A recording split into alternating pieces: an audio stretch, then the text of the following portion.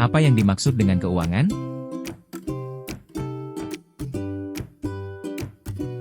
Keuangan adalah segala sesuatu yang berkaitan dengan uang, bagaimana uang itu diperoleh, digunakan, disimpan, dan dikelola. Dalam kehidupan sehari-hari, keuangan mencakup pemasukan, pendapatan, pengeluaran, tabungan, dan investasi.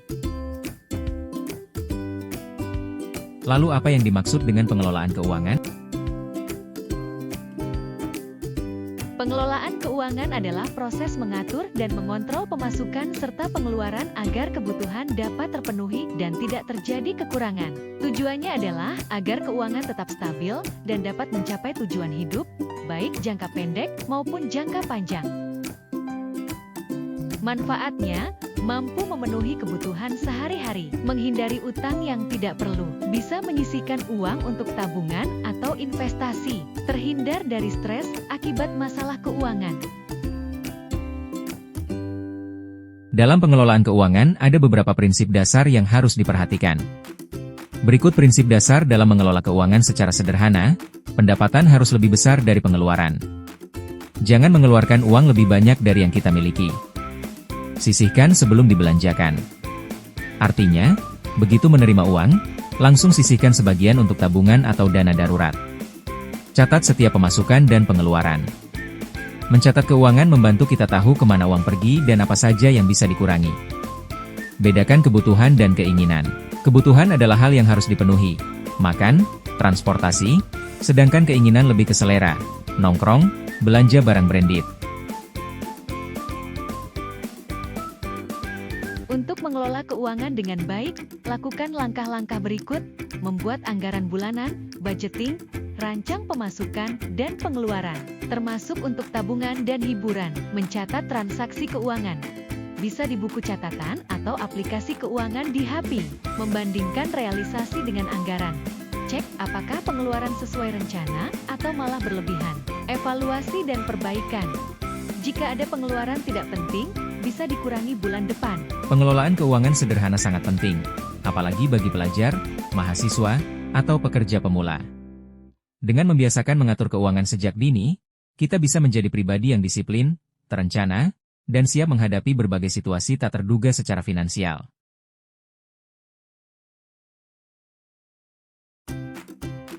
Quiz time.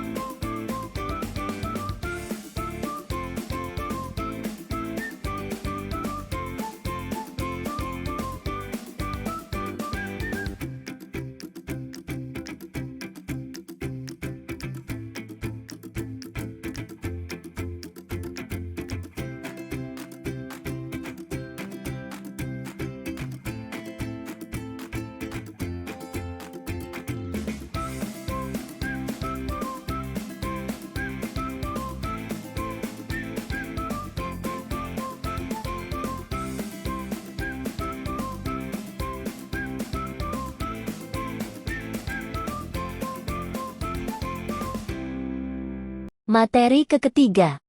Laporan khas kecil. Pengertian. Laporan kas kecil adalah catatan transaksi pemasukan dan pengeluaran dana kas kecil secara rinci. Memudahkan pengawasan dan pengelolaan keuangan perusahaan. Tujuan laporan khas kecil, mencatat dan melaporkan pengeluaran rutin. Memudahkan pengawasan, mencegah penyalahgunaan. Memberikan informasi akurat untuk kontrol pengeluaran operasional. Menjadi dasar pengisian ulang dana kas kecil. Membantu analisis keuangan perusahaan. Format laporan kas kecil. Tanggal transaksi. Uraian atau keterangan tujuan pengeluaran. Jumlah pengeluaran. Saldo kas kecil. Bukti transaksi kwitansi, nota, faktur. Tanda tangan petugas dan pemeriksa. Penyusunan laporan. Kumpulkan data transaksi. Kumpulkan semua bukti transaksi pengeluaran dari kas kecil selama periode laporan. Tentukan saldo awal. Tentukan saldo awal kas kecil. Buat daftar rincian pengeluaran. Cantumkan tanggal, keterangan, dan jumlah setiap transaksi. Hitung total pengeluaran. Jumlahkan semua pengeluaran. Kumpulkan data transaksi. Kumpulkan semua bukti transaksi pengeluaran dari kas kecil selama periode laporan. Tentukan saldo awal. Tentukan saldo awal kas kecil. Buat daftar rincian pengeluaran. Cantumkan tanggal, keterangan, dan jumlah setiap transaksi. Hitung total pengeluaran. Jumlahkan semua pengeluaran. Hitung saldo akhir. Kurangi total pengeluaran dari saldo awal. Susun laporan. Buat laporan kas kecil yang formal. Hitung saldo akhir. Kurangi total pengeluaran dari saldo awal. Susun laporan. Buat laporan kas kecil yang formal. Analisis laporan. Bandingkan pengeluaran dengan anggaran. Apakah pengeluaran sesuai rencana? Identifikasi pengeluaran tidak perlu. Tinjau pengeluaran untuk melihat apakah ada yang bisa dikurangi. Evaluasi kinerja. Apakah kas kecil dikelola dengan baik? Apakah ada pengeluaran yang tidak tercatat atau tidak sesuai kebijakan?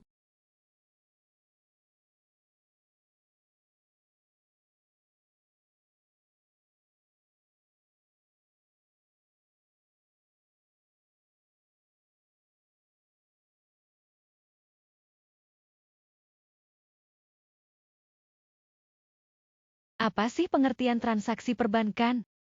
Transaksi perbankan adalah kegiatan nasabah di bank yang berkaitan dengan pengelolaan uang, seperti menyimpan, menarik, mentransfer, dan membayar. Transaksi ini penting untuk membantu individu dan bisnis mengelola keuangan secara efisien. Lalu, apa saja jenis-jenis transaksi perbankan? 1. Setoran tunai. Setoran tunai adalah kegiatan menyimpan uang ke rekening bank melalui teller atau mesin setoran. 2. Penarikan tunai. Penarikan tunai adalah mengambil uang dari rekening melalui teller atau ATM. 3. Transfer antar rekening. Transfer antar rekening adalah mengirim uang dari satu rekening ke rekening lain, baik di bank yang sama maupun berbeda. 4. Pembayaran tagihan. Pembayaran tagihan adalah membayar tagihan seperti listrik dan telepon melalui bank. 5. Pembelian. Pembelian adalah kegiatan menggunakan rekening untuk membeli barang, baik secara langsung maupun online. Bagaimana proses transaksi perbankan? 1. Setoran dan penarikan tunai. Pertama, setoran tunai. Untuk melakukan transaksi ini, nasabah membawa uang ke bank, mengisi formulir setoran, dan menyerahkannya kepada teller untuk mendapatkan bukti setoran. Kedua, penarikan tunai. Untuk melakukan transaksi ini, nasabah mengisi formulir penarikan di bank atau menggunakan ATM dengan memasukkan kartu dan mengikuti instruksi. 2. Transfer antar rekening. Pertama, transfer melalui teller. Untuk melakukan transaksi ini, nasabah meminta teller untuk mentransfer uang dengan memberikan informasi rekening tujuan. Kedua, transfer melalui ATM. Untuk melakukan transaksi ini, nasabah menggunakan ATM untuk mentransfer dengan memilih menu transfer dan memasukkan informasi yang diperlukan. Ketiga, transfer melalui internet banking. Untuk melakukan transaksi ini, nasabah dapat mentransfer uang melalui aplikasi internet banking dengan mengakses akun mereka. Bagaimana penggunaan aplikasi perbankan? 1. Memahami aplikasi perbankan online. Aplikasi perbankan online memungkinkan nasabah melakukan transaksi perbankan melalui smartphone atau komputer, seperti melihat saldo, setoran, penarikan, transfer, dan pembayaran tagihan. Aplikasi ini memberikan kemudahan akses kapan saja dan di mana saja. 2. Keamanan dalam transaksi perbankan. Keamanan sangat penting untuk melindungi informasi dan dana nasabah. Langkah-langkah yang dapat diambil meliputi menggunakan password yang kuat dan tidak membagikannya. Mengaktifkan autentikasi 2 faktor untuk lapisan keamanan tambahan. Waspada terhadap phishing dan tidak memberikan informasi sensitif melalui email. Memperbarui aplikasi secara berkala untuk fitur keamanan terbaru.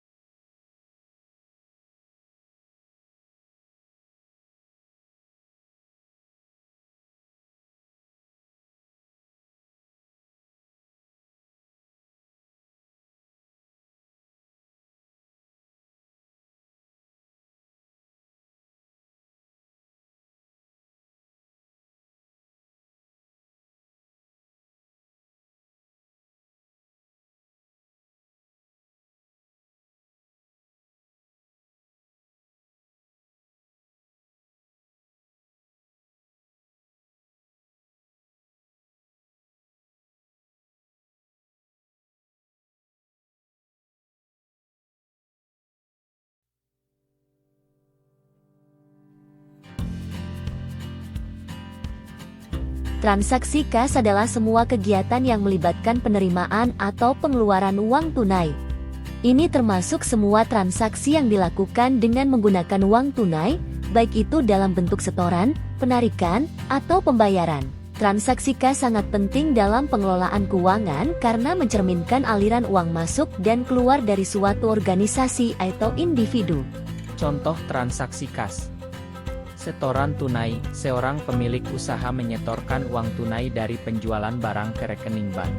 Yang kedua yaitu penarikan tunai, seorang karyawan menarik uang tunai dari rekening bank untuk membayar biaya operasional. Yang ketiga yaitu pembayaran gaji, perusahaan membayar gaji karyawan secara tunai. Yang keempat yaitu pembelian barang, membeli alat tulis atau perlengkapan kantor dengan uang tunai. Yang kelima yaitu pembayaran tagihan, membayar tagihan listrik atau air secara tunai di loket pembayaran.